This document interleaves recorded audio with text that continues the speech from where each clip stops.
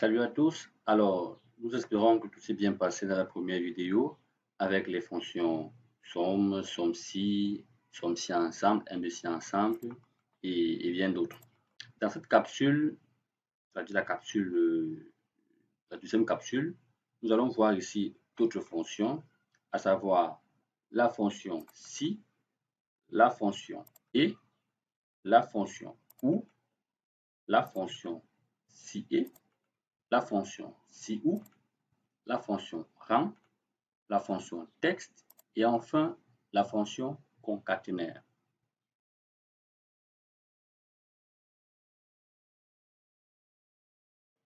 Alors, nous allons continuer ici avec les fonctions d'Excel, les fonctions que nous rencontrons à Excel.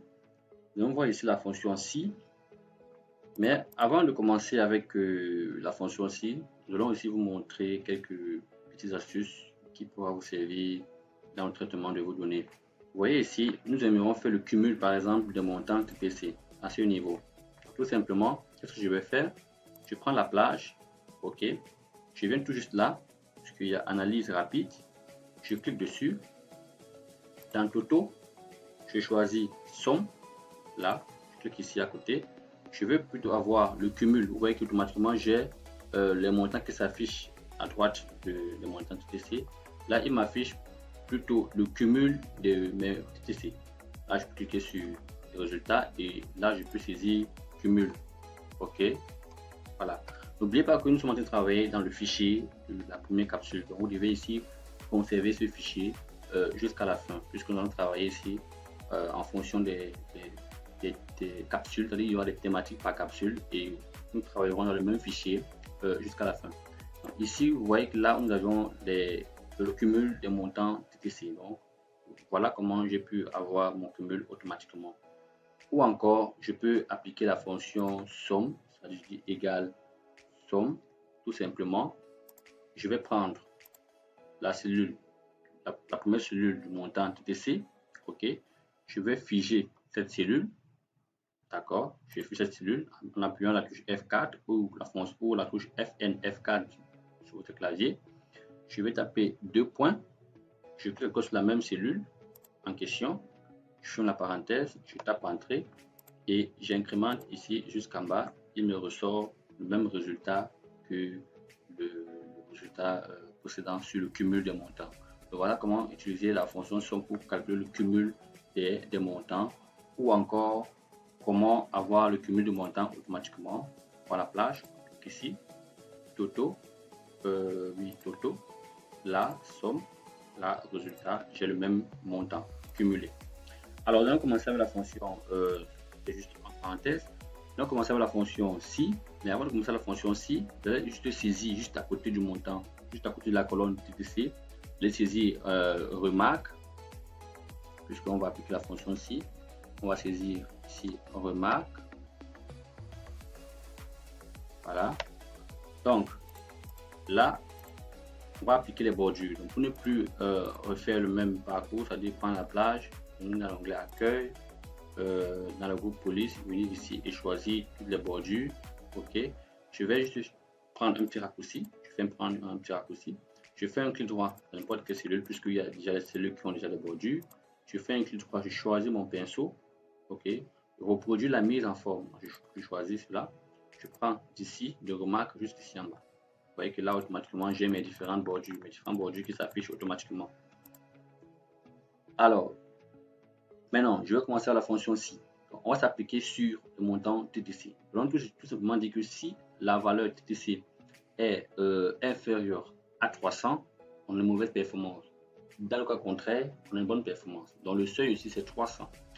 Nous allons commencer. Donc, égal si. OK, on clique sur la fonction si. Je clique sur le montant TTC, le premier montant TTC. Si le montant, ça peut être n'importe quelle valeur. Vous désirez soit la valeur hors taxe, soit le montant TTC, ça dépend de vous. Donc, si le montant TTC est inférieur à 300, point virgule, j'affiche mauvaise. Je ferme la parenthèse, les côtes. Donc, j'ouvre les côtes, je ferme les côtes. Point virgule. Dans le cas contraire, j'ouvre les côtes, je mets bonne. Des bonnes performances, je ferme les côtes, je ferme la parenthèse, je tape entrée, j'incrémente la formule jusqu'en bas. Vous verrez qu'ici, on aura mauvaise, mauvaise, bonne, mauvaise, et ainsi de suite. Donc la fonction si prend en compte un seul critère. C'est-à-dire si le critère n'est pas respecté, alors qu'est-ce qu'on doit afficher? Donc, si le critère est correct, qu'est-ce qu'on doit afficher? Dans le cas contraire, qu'est-ce qu'on doit afficher? Alors maintenant, nous allons ici utiliser la fonction rang. Donc on va peut-être ici là placer par ordre. Ok, on saisit là ordre. Je vais choisir ici n'importe quelle cellule pour donner les bordures. Je choisis ce pinceau. Je prends la plage jusqu'ici. Alors, par rapport à l'ordre, je vais ici classer par ordre croissant le montant TTC. Quel est le premier quel est le premier produit qui m'a rapporté un chiffre d'affaires considérable. Donc, je vais appliquer la fonction rang. Nous allons commencer égale rang. Choisis cette fonction égale rang. Alors, qu'est-ce qu'il me demande? Il me demande le nombre, la référence et l'ordre. Alors, le nombre ici, c'est mon montant TTC. J'ai choisi classer par ordre croissant ou décroissant mes montants TTC. Donc, je choisis n'importe quelle cellule, c'est mon nombre. Je choisis la première cellule parce qu'il faudra incrémenter la formule jusqu'en bas. Donc, je choisis la première cellule, montant TTC, point virgule. Alors, il demande la référence. J'aimerais classer par ordre croissant des montants TTC. C'est pourquoi je vais choisir toute la plage des montants TTC. Donc, je choisis toute la plage des montants TTC. Ça ne suffit pas. Il va falloir que je puisse figer cette plage pour que cela soit une référence. Sinon, il ne pourra pas afficher de façon correcte l'ordre de mes montants TTC. Donc, pour figer, après avoir pu sélectionner la plage, vous cliquez sur la touche F4 située plus en haut de votre clavier ou la touche FN qui est tout juste après la touche contrôle et la touche F4 pour avoir ce que vous voyez devant vous, c'est-à-dire pour figer de façon absolue vos cellules. Donc, après avoir pu figer la plage de cellules, cela devient une référence. À la fin, maintenant, qu'est-ce qu'il faut? Il faut l'ordre. Alors, nous, on va classer par ordre décroissant, c'est-à-dire le premier, c'est celui qui a le chiffre d'affaires le plus élevé. Donc, je vais choisir décroissant. Je choisis juste le mot décroissant. Et là, je ferme la parenthèse, je clique sur Entrée, j'incrémente la formule jusqu'en bas. Là, vous voyez qu'ici, j'ai passé le premier, deuxième, troisième, quatrième, cinquième, sixième, ainsi de suite. Donc, nous allons donc ici mettre là à appréciation. Je saisis aussi comme moi appréciation. Rappelons que c'est le même fichier que nous allons travailler la première capsule. Donc, il faut conserver vos fichiers au fur et à mesure que nous allons progresser dans les capsules. Nous travaillons dans le même fichier. Vous voyez ici la appréciation. Là, je fais pareil. Je fais un clic droit ici. Je fais le pinceau, je mets là. Alors, par rapport à l'appréciation, je vais appliquer 4 conditions. Si l'ordre, par exemple, si le produit ici est premier ou entre 1 et 5, je dis très bonne. Ok. S'il est entre 6 et bon, on va peut-être prendre entre 1 et 3. Voilà, les 3 premiers. D'accord. Si les produits là, par ordre croissant décroissant, alors si le produit est entre 1 et 3, d'accord, je dis très bonne. Si le produit est entre 4 et 6, je dis moyenne ou mauvaise. Voilà. Entre 4 et 6, mauvaise. Si le produit est entre 7 et 8, donc c'est égal à 7 ou 8, on dit très mauvaise. Donc, n'oubliez pas les conditions. Première condition, on a dit si les produits déjà se trouvent entre 1 et 3, concerne l'ordre, le rang, entre 1 et 3, très bonne. Entre 4 et 6, on pourra dire bonne. On pourra dire bonne. Entre 4 et 6, bonne. Entre 7 et 8, mauvaise. D'accord? Alors, on va commencer. Égal. Alors, vous voyez qu'ici, j'ai combien de conditions? Il faudrait que le montant, c'est par rapport à ce montant, parce qu'on va regarder, par rapport à l'ordre. Pour moi, c'est par rapport à l'ordre. On va regarder le produit par rapport à l'ordre.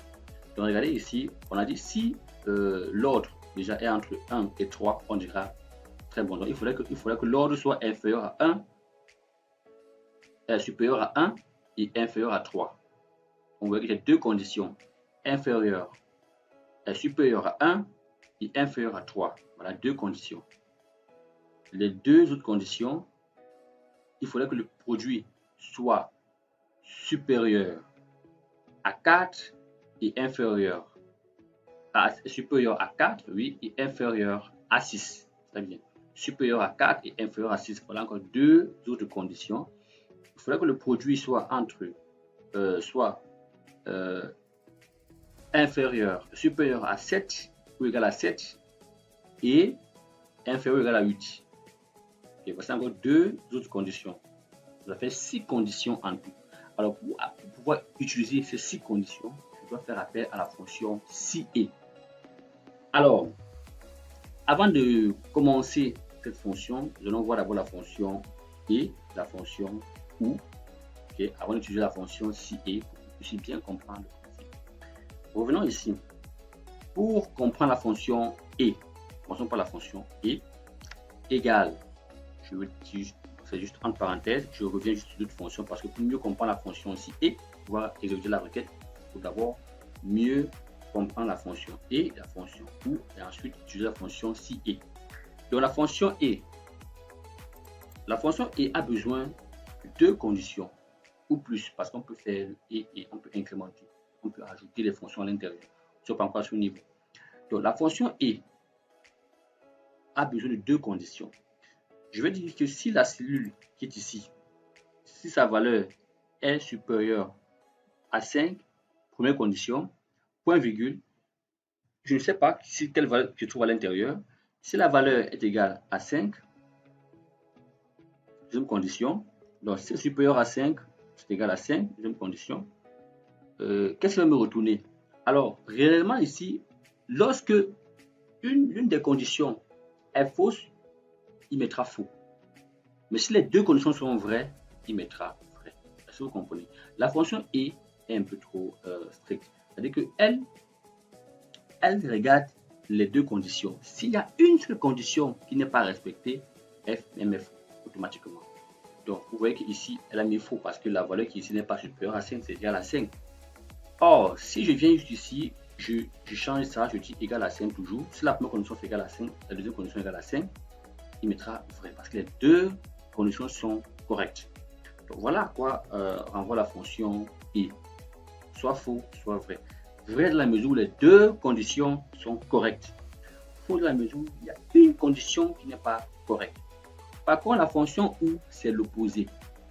Fonction ou, c'est plutôt l'opposé de la fonction et.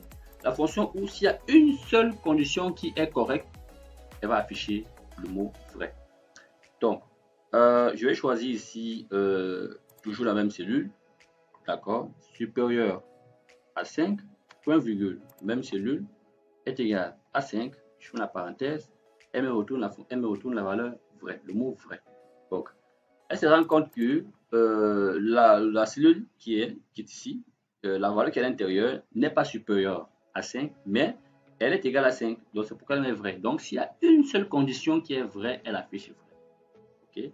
Par contre, la fonction et, s'il y a une seule condition qui est fausse, elle met faux. Donc, c'est pas vrai, c'est faux. Si les deux sont respectés, elle va l'afficher vrai. Donc, alors, voilà la fonction, nous avons vu la fonction et la fonction ou. Maintenant, nous allons ici utiliser la fonction si et la fonction et, au même moment. Alors, rappelez-vous que la fonction et prend en compte deux conditions. Alors, nous allons progresser avec la fonction si et. Or, le si et met déjà en exergue la condition, ce qu'il faudra afficher. Rappelez-vous ici, dans la fonction si, on a dit si la valeur est correcte, on met mauvais, cas contraire, bonne. D'accord? Et là, il a affiché ce qu'il faudra afficher. Or, la fonction et, rappelez-vous ici, il m'affichait uniquement les mots vrais, le mot vrai et le mot faux. Or, je n'aimerais pas qu'il m'affiche vrai, faux. J'aimerais qu'il m'affiche des caractères, c'est-à-dire très bien, magnifique bien, très bonne, tout ça. Alors, pour que cela soit pareil, je vais appeler la fonction si ou mélanger cela à la fonction et. Donc, je viens ici, on évolue. Taper égal si, premièrement, d'accord. Maintenant, le si, c'est pour pouvoir afficher soit très bonne, mauvaise, ainsi de suite. Donc, je vais appeler la fonction et. Rappelez-vous, la fonction et. Quelle est ma première condition puisque lui prend 2 conditions. N'oubliez pas qu'on a 6 conditions. Alors, quelle est ma première condition? Il va falloir que l'ordre soit, premièrement, on a dit l'intervalle 1 et 3. Donc, il faudrait que l'ordre soit inférieur à 1. Bon, je peux dire inférieur ou égal à 1. OK. On va exclure 1. Inférieur ou égal à 1. Point virgule. L'ordre, c'est M11. Vous pouvez choisir M11 si vous n'arrivez pas à cliquer à l'intérieur de la cellule. M11 est... non, on ne peut pas dire inférieur, on va dire supérieur. Excusez-moi, on ne dira pas inférieur, on dira supérieur ou égal à 1. Ici, on dira inférieur ou égal à 3. Je fais ma parenthèse. C'est déjà mes 2 conditions. L'intervalle 1, 3. OK. Maintenant, je ne me limite pas à ce niveau. Je voudrais encore ajouter 2 autres conditions entre l'intervalle 4 et 6. Alors, je vais encore appeler la fonction si et la fonction et. Si je m'arrête à ce niveau, je vais directement afficher les informations qui doivent y être. Ça veut dire que si l'une des conditions, s'il y a une condition à l'intérieur qui n'est pas respectée, qu'est-ce que j'affiche? Mais si les 2 sont vrais, qu'est-ce que j'affiche? Donc, si les 2 sont vrais, déjà, qu'est-ce que je dois afficher? Très bien. Dans le cas contraire, où il y a une seule condition, où les 2 conditions ne sont pas respectées, qu'est-ce que j'affiche? Mauvaise. Or, je ne veux non pas me limiter à ce niveau. Je veux encore ajouter d'autres conditions. Nous avons l'intervalle 4 et 6. C'est la raison pour laquelle je mets point virgule. Donc, imaginons qu'on veut s'arrêter à ce niveau, par exemple. Je vais prendre ce cas-là. Je vais donc afficher quoi? Si je suis entre 1 et 3, qu'est-ce que je vais afficher? Très bien. Je prends un exemple, très bien. Donc, je mets toujours point virgule avant d'afficher l'élément que je voudrais afficher dans le cas où les 2 conditions sont respectées. Je dis très bien. Sinon, je dis mauvaise. Je ferme le code, je ferme la parenthèse. Je tape entrée. Vous voyez qu'il met très bien, mauvaise, très bien, parce que ici on est entre l'intervalle 1 et 3. Très bien, vous voyez 3. Très bien, on est à 1 et 3. Et mauvaise parce que nous ne sommes pas dans l'intervalle 1 et 3. Donc voilà déjà comment afficher. Bon, je ne veux non pas me limiter à ce niveau. Je vais continuer avec l'intervalle 4, 5 avec la prestation bonne et mauvaise. Donc 4, 5, 4, 6 bonne, 7, 8 mauvaise. Alors, je viens ici.